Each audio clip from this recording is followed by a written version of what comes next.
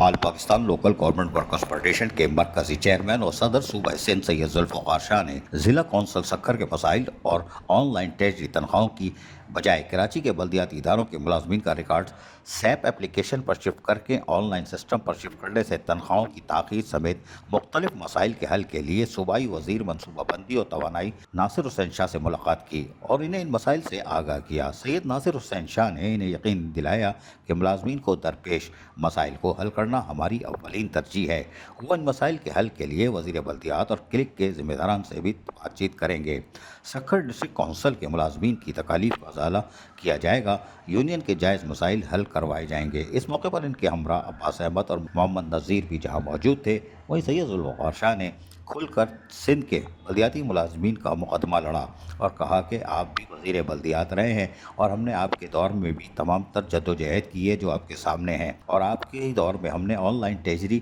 تنخواہ کے لیے بات کی تھی، جس پر آپ نے بتایا تھا کہ ڈسٹرکٹ وائز کمیٹیاں بن گئی ہیں، لیکن تاحال اس پر عمل درآمد نہ ہونے سے بلدیاتی ملازمین آن لائن ٹیچری تنخواہ کا آج بھی مطالبہ کرتے دکھائی دیتے ہیں۔ عزیز عارف، KBS بلدیاتی نیوز کراچی۔ ایسی ہی خوبصورت ویڈیوز فیوچر میں حاصل کرنے کے لیے ریڈ بٹن پر کلک کر کے اور بیل آئیکن کو پریس کر کے ہم سب کے سبسکرائبر بننا مت بھولیے۔